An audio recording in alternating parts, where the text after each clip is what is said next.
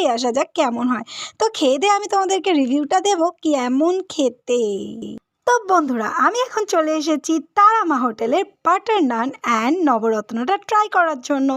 আর সত্যি কথা বলতে ভীষণ ভীষণ নরম ছিল, মানে শুধু বলার জন্য না, সত্যি নো ডাউট টেস্টটা অসাধারণ ছিল। তোমার মুখে দেওয়া মাত্রই এই যদি ইমপ্রেশনটা না আসে তাহলে তুমি বলো। তো হয়ে গেল বন্ধুরা, খেলাম খুব ভালো, তোমাদের রুটি খুব নরম, আবার আসবো। হ্যাঁ, তো ওখানে খাই দাই পর্ব সেরে এখানে আরও একটি তারামা হোটেল আছে যেটা কিন্তু আমিষ, এবং সেখানে ভাত তরকারি এই সমস্ত কিছু পাওয়া যায়, সেই জন্যই পেটটা খালি রেখেই খেয়েছিলাম। এখানে এসে আর কি খাওয়া যায়, আর চিনতে পারছো এনাকেও, ইনিও কিন্তু ভীষণভাবে ফেমাস। আর একটু আগে এখানে চলছিল ঝগড়া, তুমি মোটামুটি এই জায়গাটা গেলে ঝগড়া কম্পালসারি, তুমি পাবেই পাবে। তো বসে গিয়েছিলাম একটু ভাতু টাতু খেতে।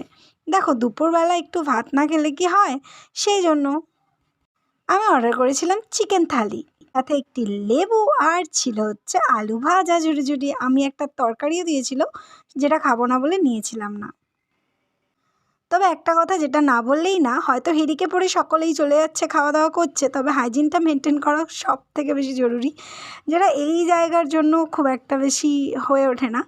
আর তবে খাবার দাবার কোয়ালিটি খুব একটা বেশি খারাপ না, অনেকটাই ভালো ছিল।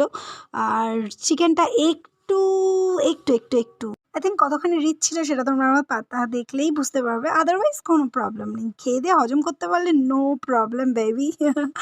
তো ওখান থেকে বেরিয়ে পড়েছিলাম সুন্দর সূর্যি মামার অস্ত্র যাওয়া and Howrah bridge, the Bengal is emotion and the Howrah station দেখে দেখে বাড়ি ফিরে গেলাম।